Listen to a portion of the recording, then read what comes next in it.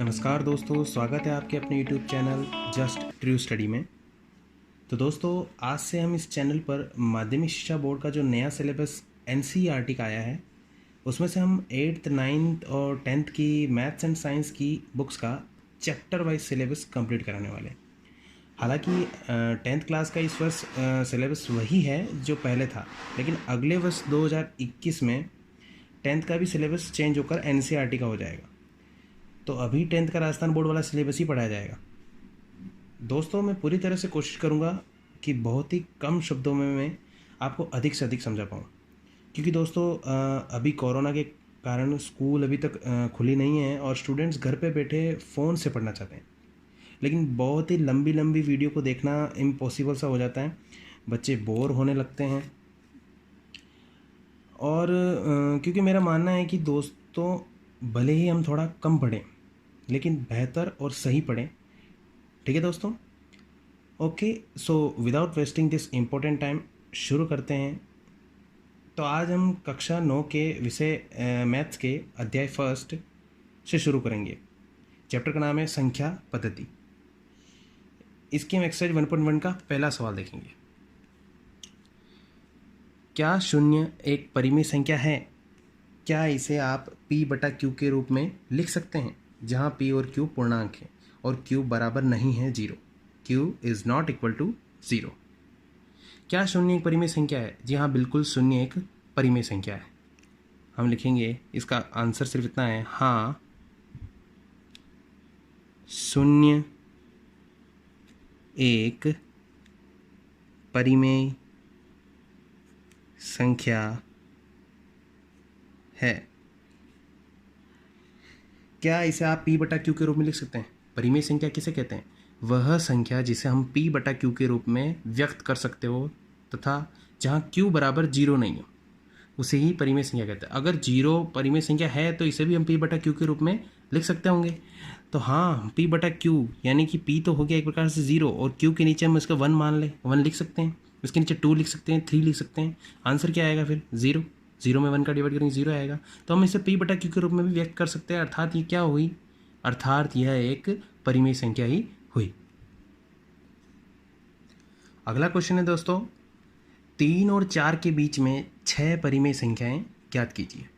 3 और 4 के बीच में दोस्तों देखो, ऐसा कोई भी सवाल हो जिसमें 3 4 दिया हो, 7 या 8 दिया हो, अपोन वाली संख्याएं दी हो, जैसे कि 2/3, 4/7, कुछ भी, एनीथिंग, तो 3 और 4 के बीच में 6 परिमेय संख्या यानी 6 परिमेय संख्याएं अपने को याद करनी है। तो इस सवाल को सबसे पहले यहीं से पकड़ना है अपने को। 6 परिमेय संख्याएं, 6 परिमेय संख्याएं याद करनी है, तो इसका एकाधिकेन कर लो। वैदिक मैथ में बोलते हैं एकाधिकेन, यानी एक अधिक कर लेना। 6 में 1 ऐड कर लेंगे, कितने हो जाएंगे? 7, है ना। 6 से एक अधिक कर लो। ये ट्रिक बता रहा हूँ आपको सवाल सोल्व करने की। 3 और 4 के बीच में 6 परिमेय संख्या याद करनी है, बहुत ही साधारण ट्रिक है। 3 और 4 6 परिमेय संख्या याद करनी है, तो आपको 6 की जगह 7 ले लेना है। ठीक है, अब इस 7 का क्या करना है? इस 3 के साथ भी अंश और हर में गुणा करना है और 4 के साथ भी अंश और हर में गुणा करना है।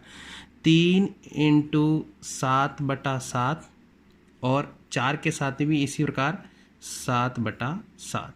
देखो, 3 को 7 से गुणा करेंगे, 3 7 21 बटेवा में 7। 4 को 7 से गुणा, 4 7 चौक 28/7। समझ में आया? अब ये जो अपने पास संख्याएं प्राप्त हुई है 21/7 और 28/7, 21/7 के बाद में क्या आता है? 22/7। तो यहाँ लिख देंगे 22/7, फिर 23/7, फिर 24/7, फिर 25/7, फिर 26/7 और अंत में 27/7। कितनी संख्या हुई? 1 2 3 4 5 6। 3 और 4 के बीच में 6 परिमेय संख्याएं ये हो गई आपके सामने। कोई दिक्कत, कोई डाउट नहीं होगा मेरे हिसाब से। कुछ नहीं करना है, यहाँ जितनी भी परिमेय संख्या दे रही है उसका एक अधिक करके उसको अंश और हर में गुणा करा देना है दोनों संख्याओं में। और जो 21/7 से 28/7 के बीच में जितनी भी संख्याएं हैं वो लिख दी। ये हो गई 6 परिमेय संख्याएं। इसी तरह अगला क्वेश्चन है दोस्तों, 3/5 और 4/5 के बीच 5 परिमेय संख्याएं ज्ञात कीजिए। उसी तरीके से इसे को करना है। देखिएगा, 3/5 और 4 के बीच में कितनी संख्या याद करनी है अपने को? 5। उसका एकाधीन कितना होता है? 6। उसका एक अधिक है, यानी एक अधिक कितना कर देना 6। अब 6 को आपको इस प्रथम संख्या के भी अंश और हर से गुणा कराना है।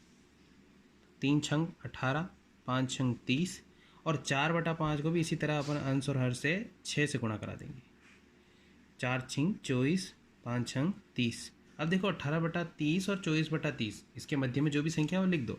18 के बाद में आता है 19/30, 20/30, 21/30, 22/30, 23/30। ये हो गई 1 2 3 4 5 5 परिमेय संख्याएं ये निम्न है। ठीक है दोस्तों, अगला क्वेश्चन है दोस्तों, क्वेश्चन नंबर 4। नीचे दिए गए कथन सत्य है या असत्य है, कारण के साथ उत्तर दीजिए। पहला है प्रत्येक प्राकृत संख्या एक पूर्ण संख्या होती है। तो दोस्तों प्राकृत संख्या क्या होती है? प्राकृत संख्या यानी होता है नेचुरल नंबर, इंग्लिश में बोले तो। और पूर्ण संख्या क्या होता है? पूर्ण संख्या यानी होता है होल नंबर, यानी सभी नंबर। देखो नेचुरल नंबर यानी नेचुरली जब हम गिनती बोलते हैं तो कहाँ से स्टार्ट करते हैं? गिनती हम करते हैं 1 2 3 4 5 ऐसे, तो ये होती है प्राकृत संख्या। और पूर्ण संख्या क्या होती है? जिसमें जीरो भी शामिल हो जाए, 0 1 2 3 4 5 ऐसे चलती रहती है। ये दोनों में इतना सा डिफरेंस है, केवल जीरो ऐड हो जाता है कौन सी नंबर में? पूर्ण संख्या के अंदर। अभी पूछ रहा है कि प्रत्येक प्राकृत संख्या एक पूर्ण संख्या होती है। सारी ये जो प्राकृत संख्याएं हैं वो सभी इस पूर्ण संख्या के अंदर शामिल है। तो इससे साबित होता है कि प्रत्येक प्राकृत संख्या एक पूर्ण संख्या होती है। ये कथन अपना सत्य है। और कारण क्या हो गया? ये आपके सामने है। प्रत्येक पूर्णांक संख्या एक पूर्ण संख्या है। दूसरा क्वेश्चन है प्रत्येक पूर्णांक संख्या। पूर्णांक संख्या क्या होती है? देखो पूर्ण संख्या में तो आ गई ये गिनती, पूर्ण संख्या भी गिनती है, इसमें बस जीरो शामिल हो गया। पूर्णांक संख्या में क्या होता है? पूर्णांक में माइनस वाले अंक भी आ जाते हैं, जैसे -3, -2, -1, 0 1 2 3 4 ऐसे आगे प्लस की संख्या आ जाती है फिर। तो ये सारी पूर्णांक संख्या पूर्ण संख्या होती है। देखो पूर्ण संख्या में 0 1 2 3 4 आ रहा है, माइनस की संख्या ही नहीं आ रही है। पूर्ण संख्या के अंदर माइनस की संख्या ही नहीं आती है। तो ये कथन क्या हो गया? असत्य। प्रत्येक पूर्णांक संख्या एक पूर्ण संख्या नहीं हो सकती, क्योंकि इसका कारण है कि पूर्णांक संख्या में ऋणात्मक मान भी शामिल होते हैं जबकि पूर्ण संख्या में नहीं। ठीक है। तीसरा देखो, प्रत्येक परिमेय संख्या एक पूर्ण संख्या होती है।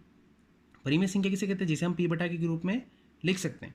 तो सभी p/q के रूप में लिखी हुई संख्या एक पूर्ण संख्या होती है। मतलब जो पूर्ण संख्या 0 से लेकर 1 तक के अंदर ये सभी संख्याएं परिमेय संख्या भी है क्या? ये कथन असत्य है। कहने का मतलब सभी परिमेय संख्या एक पूर्ण संख्या नहीं होती है।